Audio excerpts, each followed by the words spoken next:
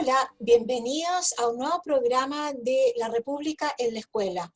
Un programa preparado especialmente en el marco de la celebración de los 100 años de la promulgación de la Ley de Educación Primaria Obligatoria. Hoy tenemos un invitado muy especial, don Pedro Montt Leiva. Sabe mucho de educación y ocupa en la actualidad un cargo muy importante como presidente del Consejo Nacional de Educación. Por supuesto que don Pedro es profesor de Ciencias Naturales y Químicas de la Pontificia Universidad Católica de Chile, después se licenció en la Universidad de Chile, así que tiene un contrapunto importante entre dos grandes universidades ahí, y después hizo unos posgrados en la Universidad de Lincoln, Reino Unido, así que me imagino que también su inglés es perfect. No perfect. No Total. perfect. Total. Bueno, bienvenido, don Pedro, y muchas gracias por aceptar nuestra invitación. Bueno, gracias a ustedes por la invitación. Yo estoy a su disposición. Ok. La primera pregunta, tenía otras preguntas preparadas en realidad, pero me di cuenta que tenemos que explicarle a nuestra audiencia en qué consiste este Consejo Nacional de Educación, que tiene calidad de Estado, es independiente del Estado, es autónomo, pero pareciera que en alguna parte depende del Ministerio de Educación. Podemos explicar en forma muy simple, porque creo que es lo central en esta conversación y para entender si la educación realmente puede mejorar o no en la actualidad o a futuro.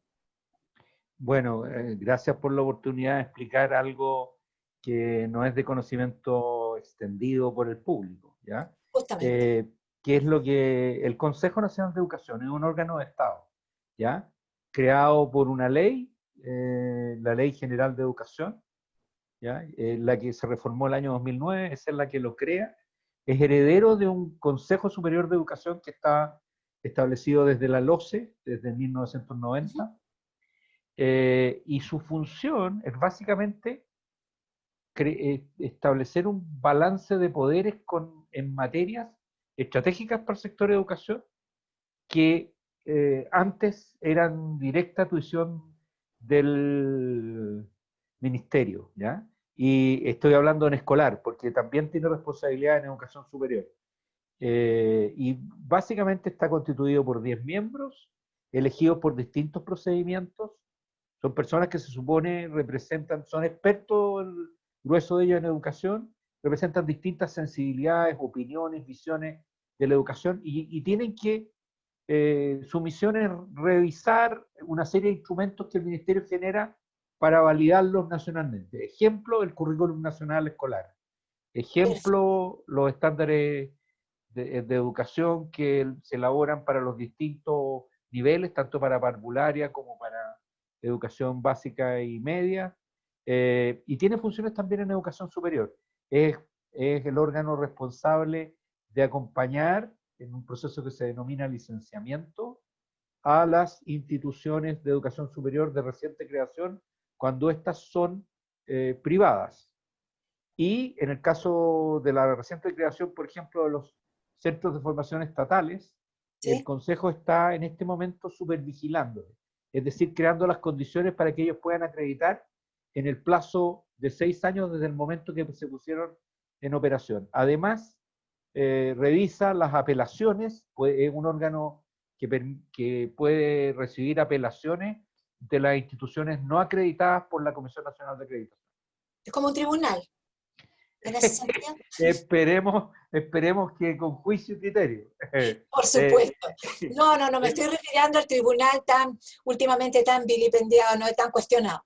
Pero en esa lógica, en el fondo ustedes revisan, me está diciendo, políticas del Ministerio de Educación, ¿cierto? Y después Así ustedes es. devuelven con sus propias formulaciones. Eso es muy importante. A eso me refiero. O sea, que no queda ahí. El consejo observa, sugiere, ¿ya? Y puede, dependiendo de las veces, estos son procesos iterativos, de las veces que se hayan presentado las propuestas, puede rechazarlas. Y normalmente en esas observaciones señala puntos que se consideran débiles en las propuestas. Normalmente eso lo tiene a la vista el ministerio y corrige pudiendo, conservar muchos de los aspectos de las propuestas, fundando de mejor manera, o cambia en la lógica de lo sugerido. Es atribución del Ministerio el diseño de las propuestas, pero el Consejo efectivamente puede observarlas o rechazarlas. Perfecto. O sea, ¿usted cree que realmente se puede producir una colaboración? O sea, piensa lo siguiente. Yo aprendí muy chico, muy joven, de que en general los grupos o las comunidades tienden a converger, ¿ya? Cuando Correcto. se dan las oportunidades de diálogo y de ajuste y de vuelta a la conversación de manera con buena voluntad y de manera sincrónica, es posible llegar a entendimientos y acuerdos. Y eso es lo que tratamos de hacer. Las iteraciones en buenas cuentas que tú puedes hacer van ajustando las propuestas hasta que convergemos.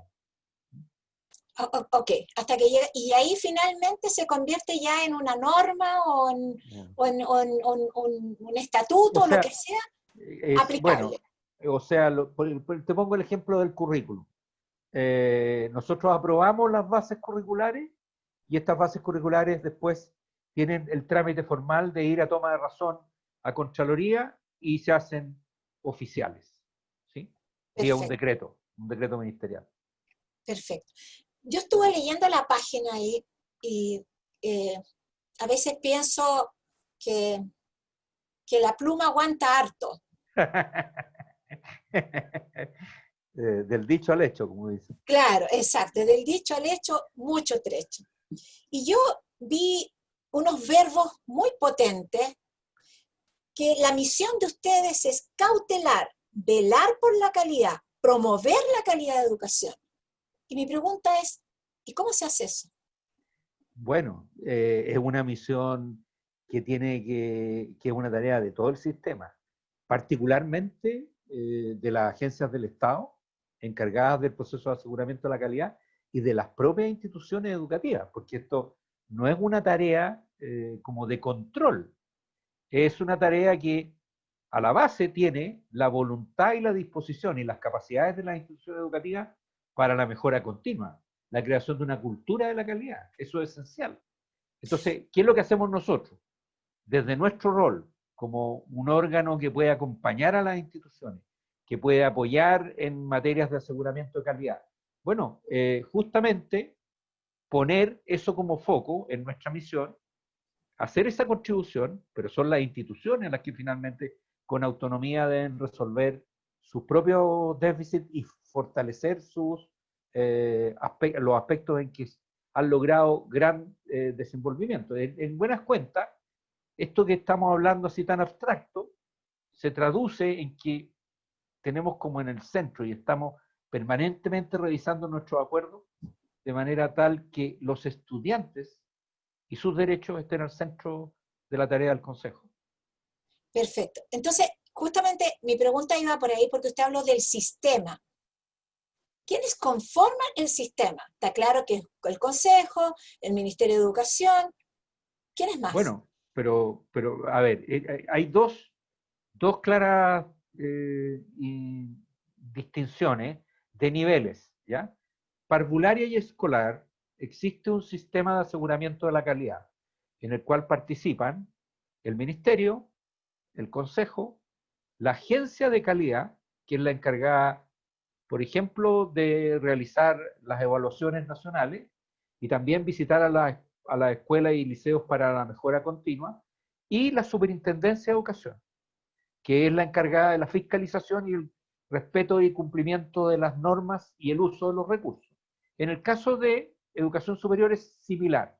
Existe una nueva institucionalidad recientemente creada que estableció una subsecretaría de educación superior, una superintendencia de educación superior, la Comisión Nacional de Acreditación que existía desde el año 2006 y el Consejo Nacional de Educación. Esas son las agencias del Estado, pero las agencias del Estado son una parte de este A eso me sistema. refería. La parte central son las instituciones educativas. En el caso de las instituciones de educación superior, las universidades, centros de formación técnica, institutos profesionales, y en el caso del escolar y parvularia, los jardines infantiles y los establecimientos educativos de educación general. Dígame una cosa, y si tenemos todas estas instituciones, Agencia de Aseguramiento de la Calidad, la misma institución, el Consejo Nacional de Educación, el Ministerio y otras instituciones, ¿usted cree que con todo este conglomerado podríamos aspirar a mejorar y fortalecer la educación pública? ¿Y en qué mirada tiene usted? ¿10 años, 5 años para ver resultados? Porque hay cambios recientes, usted mismo lo ha dicho. Bueno, a ver, hay que distinguir allí porque uno de los aspectos institucionales que acaba de ser modificado es el cómo se organiza la educación pública, ¿ya? Correcto. Y esto es bien central, a nivel escolar estamos hablando, ¿ya? Estamos hablando del traspaso.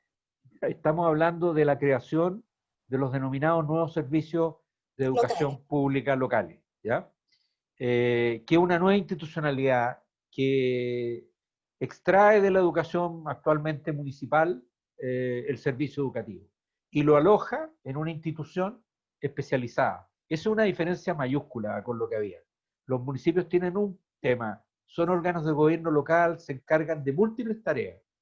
Y uno de los problemas es que las escuelas públicas y liceos públicos requieren de un gran soporte para mejorar, para convertir a la educación pública en una educación de excelencia, para atraer al alumnado, a todo el alumnado, y no se conviertan en especies de yetos que reciben a la matrícula que los otros subsistemas no acogen. Entonces, si ese es el propósito, una de las finalidades ha sido especializarlo, dar mucho mayor capacidad a estos servicios para que de manera robusta asesoren y acompañen a la escuela. Gran soporte técnico-pedagógico ahora en un nivel intermedio, que acompaña a las instituciones educativas en cada uno de los territorios donde estos servicios se desarrollen. Ese es un cambio mayor. Uno de los rasgos, podríamos entrar a discutir otros.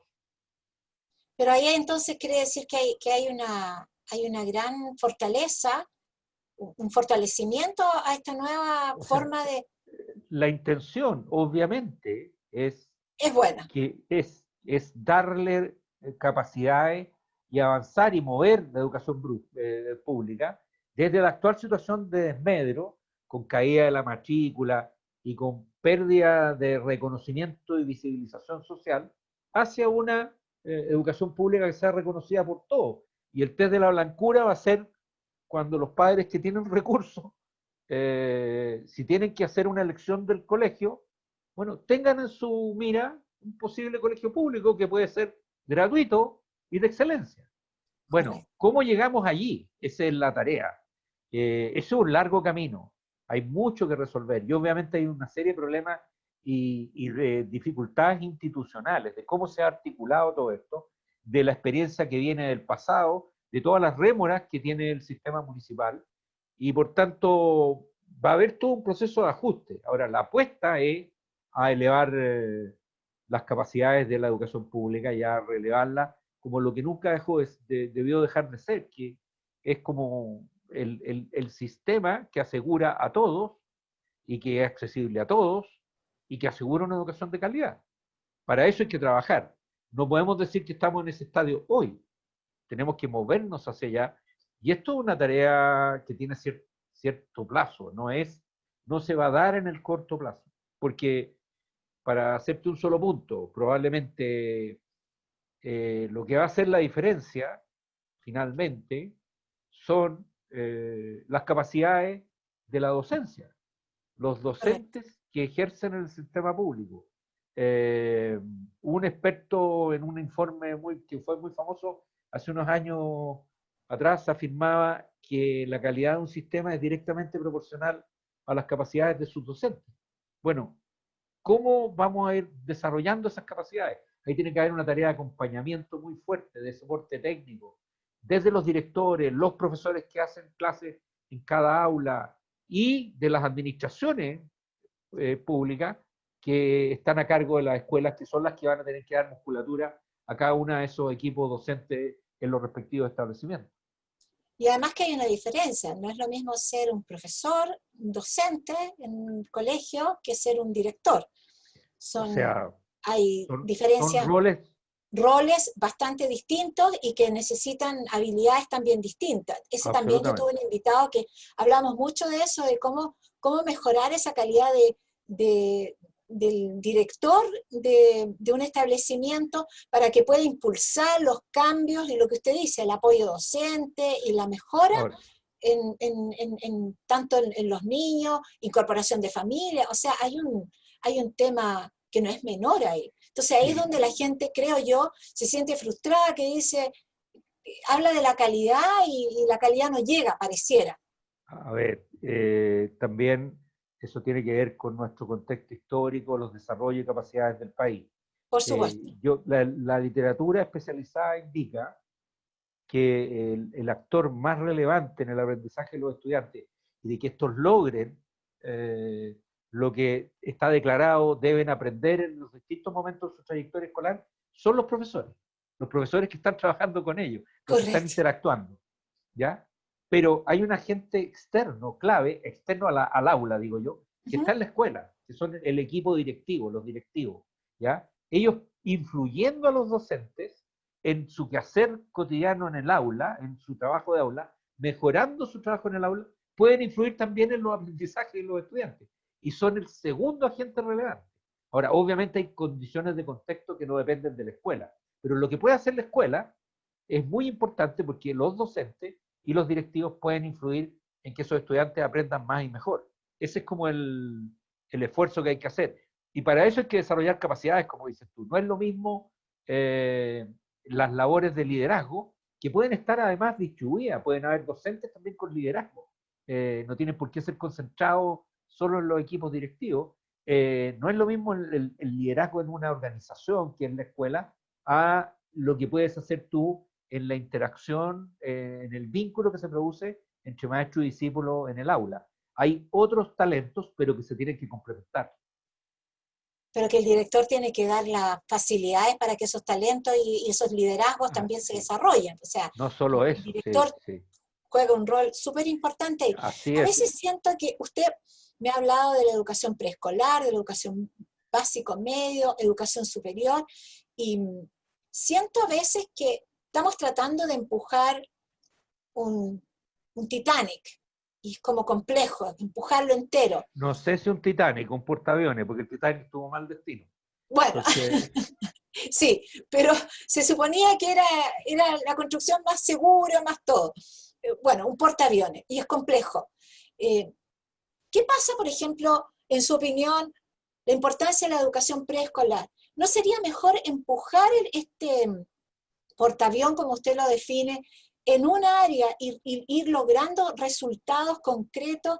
Porque salta, yo le digo desde el punto de vista mío periodístico, leo la educación preescolar, después los universitarios, después la educación media, los liceos bicentenarios, no, que sí, que no, o sea, es como, por bueno, eso es que creo que el público, el ciudadano que tiene que poner a sus niños a elegir un colegio, ya sea en educación preescolar, media o superior, es complejo. a ver, esa complejidad de la cual habla es insalvable, Ya, porque como diríamos así, usando el fraseo papal, que en algún momento eh, hay grupos y personas que no pueden esperar. No hay el espacio en las políticas públicas como para decir, mire, vamos a partir una construcción donde vamos a hacer el primer piso, ¿ya? Y después el segundo piso y después el tercer piso. Eso está ocurriendo en sincronía, esto es diseño en obra. Tú no puedes detener el sistema educacional. Imagínate lo que está pasando con la pandemia hoy día. Tú no correcto, puedes detener el sistema educativo, ¿ya? Por un instante ya. Vámonos todos de recreo y esperemos un tiempo y arreglamos todo. Porque eso es impracticable, porque la gente vive y sigue desarrollando sus vidas. Y hay oportunidades, hay ventanas de oportunidades en la vida de las personas para vivir ciertas experiencias. Entonces, lamentablemente, la educación es un problema complejo. Y evidentemente correcto, lo que tú dices, por ejemplo, sabemos hoy lo importante que es la educación parvularia, la educación preescolar, porque probablemente esa es la mayor oportunidad que tenemos de reducir los hándicaps entre los que tienen ventajas de contexto versus los que no las tienen, independientemente de sus talentos. Entonces, claro, es importante la educación parvularia. Y se ha hecho bastante y se ha ido avanzando y se ha ido logrando grados de cobertura importantes. Hay que mejorar también calidad. Es importante la educación escolar porque es la educación que se asegura para todos, es la básica, es la común. Y es importante la educación superior porque estamos en un país, y esto es la novedad, esto ocurrió en muy pocas décadas, en que la educación superior se masificó. Hay Sí. mucha gente, y yo leía el domingo una entrevista realmente lúcida de un sociólogo sobre cómo interpretar lo que está pasando en el país, que tiene que ver con esto. Él hablaba de que, bueno, elevamos las capacidades educativas de la población, pero no modificamos el mercado laboral. Seguimos siendo un país extractivista que exporta productos sin mucha elaboración. Y sofisticar la economía es caro. Y no hay disposición a invertir en sofisticar la economía. Bueno, entonces la educación debería comenzar a empujar todos estos aspectos. Parte puede ser de la desilusión de mucha gente con la oferta que el país ofrece, la educación para todos y todo eso, es que no tienen las oportunidades para después desplegarse según fue formado. Bueno, todos esos son los desafíos país que tenemos en nuestras manos. Y aquí la educación pública juega un rol muy relevante, muy relevante. Justamente, ya que estamos en el centenario Sí, de sobre la eso quería decir promulgación. algo. ¿Ah? Sí. Sobre eso quería decir algo, porque... Justamente, eso es lo que quería preguntarle. Estamos en el centenario de la promulgación de una ley importantísima, obligatoria, ¿cierto?, de la primaria. ¿Qué significa para usted en este contexto hoy? Bueno, a ver, aquí hay como una épica, hay un sueño, ¿ya? Hay que ponerse en los zapatos de los que estaban en 1900, ¿ya? Que miraban que los escolarizados eran muy pocos, que además no asistían a clases, dejaban de asistir los niños, porque eran ocupados en labores productivas. Y muchas familias no tenían conciencia de lo importante que es educarse. Y hubo gente preclara que comenzó a denunciarlo. Y esto fueron 20 años de discusión. 20 años de discusión. Y Disculpe que lo interrumpa. Ahí justamente el otro día en un entrevistado también hablábamos de eso, que estos cambios no son rápidos. para 20 años nada. para lograr Sí, pues, promulgar la ley y después de grandes peleas y o luchas sea, y si tú lees, hay una historiadora que yo recomiendo, un paper cortito, un trabajo cortito, Loreto Egaña, que ya, plantea como el debate político de la época, y es insólito, hay muchas cuestiones que podrían ser actuales, ¿ya? correcto. Respecto a si es importante o no es importante educarse, qué significa eso para la oportunidad de las personas. Se discutía el tema de la educación municipal versus el Estado docente, se discutía por qué íbamos a obligar a los niños a ir al colegio y le íbamos a aplicar multas o sanciones a los padres porque no los mandaban. Bueno, esas eran las discusiones y es bien impresionante que esto haya demorado 20 años. Bueno, nosotros hemos estado en procesos similares durante estas décadas también. Ha sido cambios lentos, difíciles, costosos, porque cuesta llegar a acuerdos. Y eso es lo que pasó. Y el 2020 lo que ocurrió es que se acrisoló un hito para la educación chilena. Es uno de los hitos del siglo XX más importantes. Logramos consolidar que la escuela pública fuera un derecho, al menos por 4 años. Sí partió. Y entonces, claro, el tema era escolarizar. Piensa que en la ley de instrucción primaria del año 1860, yo siempre uso esa frase, puede ser considerada medio odiosa, pero hay un presidente de Chile que habló de la justicia en la medida de lo posible.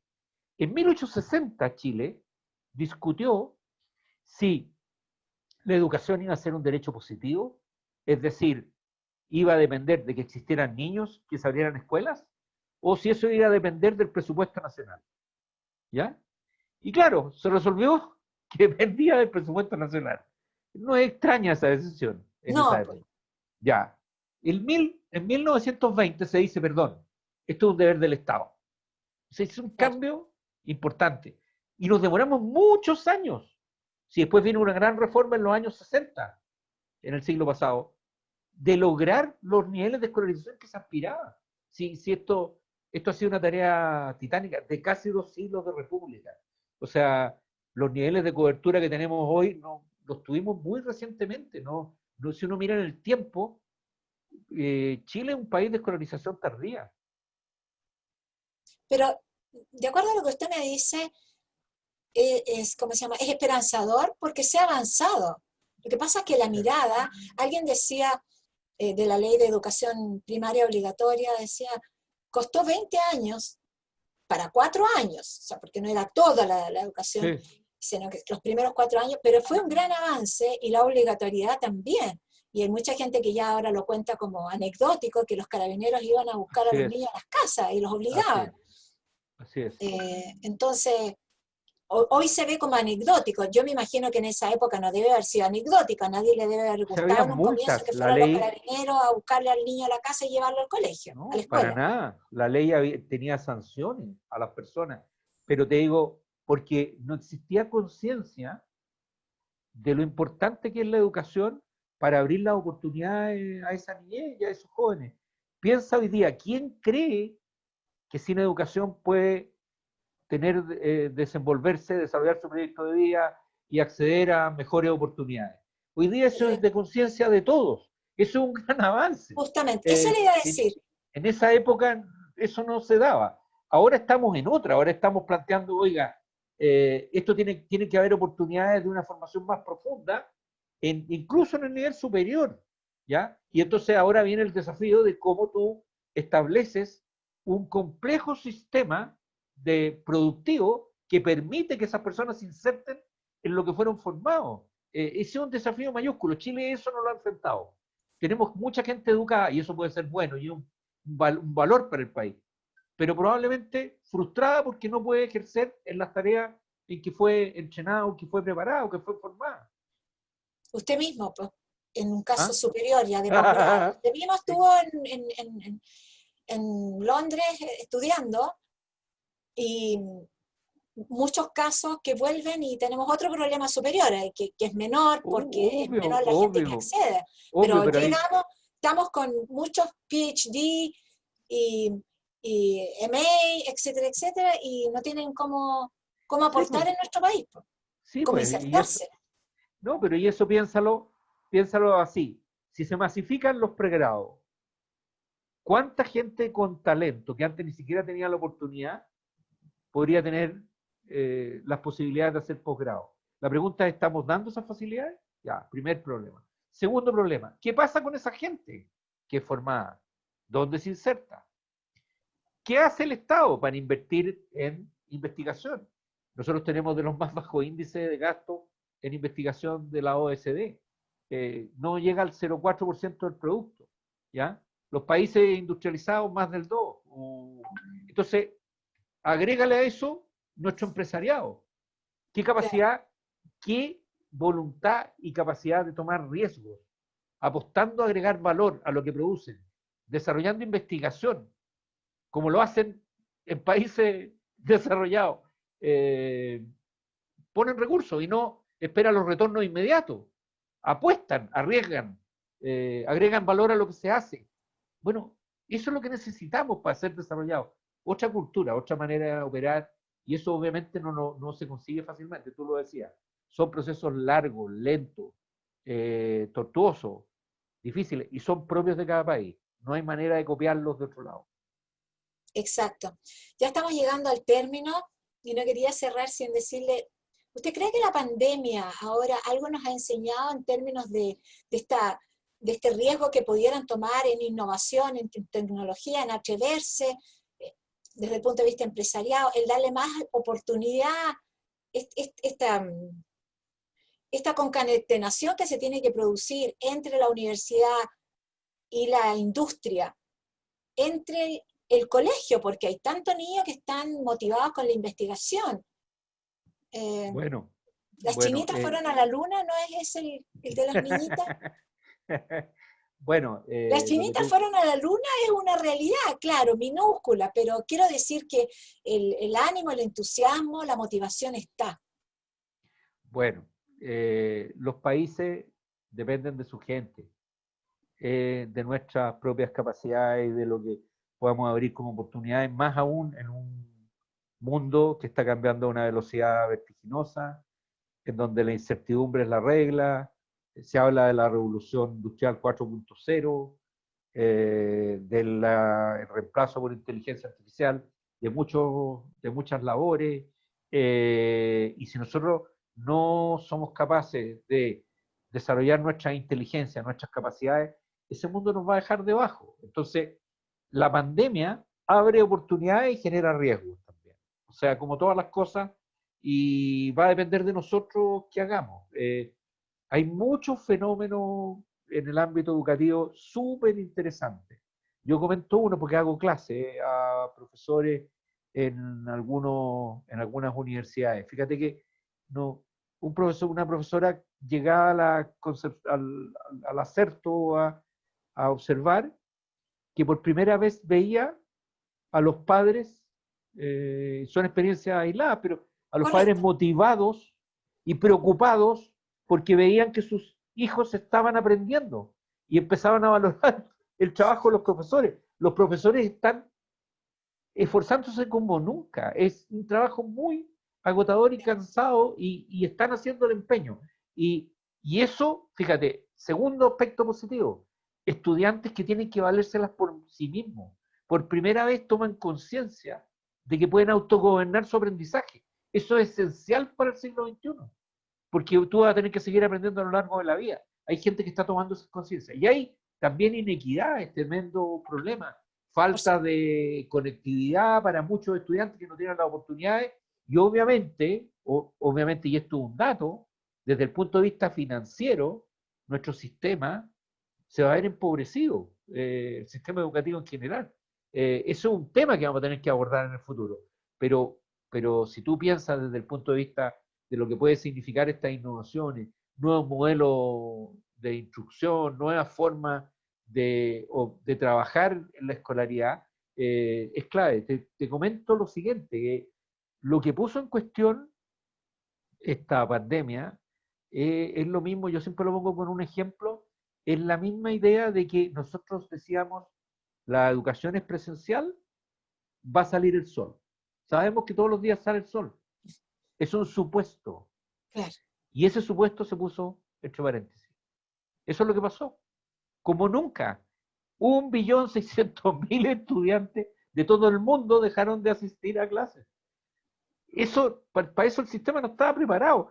Nadie tiene respuesta. Aquí los que se la den de expertos y decir, mira, esto es lo que hay que hacer. No, estamos aprendiendo, estamos todos aprendiendo, y probablemente con ensayo-error. Ahora, aquí hay grandes oportunidades porque vamos a poder comenzar, las tecnologías pueden invadir más rápidamente y pueden permear lo que ya hacíamos, mejorarlo. Modalidades híbridas, trabajos compartidos, sobre todo en la educación superior se ve.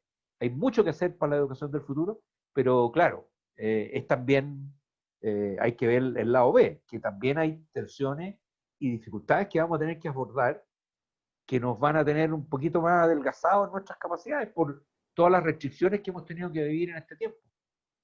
Por supuesto. Bueno, con esta reflexión, última reflexión, queremos darle las gracias y además pensar en que lo que usted dice, que la pandemia es una oportunidad, por supuesto con sus tensiones, con los problemas que hay que superar, pero es una oportunidad y que ha acelerado algunos procesos que nadie se imaginaba a nivel mundial, porque no es a nivel chileno solamente. Pero bueno, lo más importante es que, y termino muy optimista yo con su entrevista de la educación, que no No hay puede que esperar perder. y, y, y No, que hay lo que único que te, movilizar. perdón, lo único que te digo es que no hay que perder la fe. No, no, o sea, depende de nosotros. Depende de nosotros. Ahora, podemos equivocarnos, podemos cometer errores, pero yo creo en la buena fe y en la disposición de todos nosotros para sacar adelante una tarea tremendamente desafiante, más aún con las nuevas circunstancias que tenemos que enfrentar, como decías tú, como planeta, no solo nosotros acá en Correcto. Chile. Y además que no hay construcción sin error. Bueno, Hay que entenderlo, ¿cierto? sí. Don Pedro Montt Leiva, el apellido de su mamá, siempre nos presentan ahí, solamente queda hasta ahí hay que decir el apellido de la mamá, Pedro Por Montoliva. supuesto, Le por agradezco supuesto. enormemente de haber estado con nosotros en estos programas en el marco de la promulgación de la ley, de los 100 años de la promulgación de la ley de educación primaria obligatoria. Esperamos poder tenerlo en otra oportunidad, en otra invitación de la Gran Logia de Chile.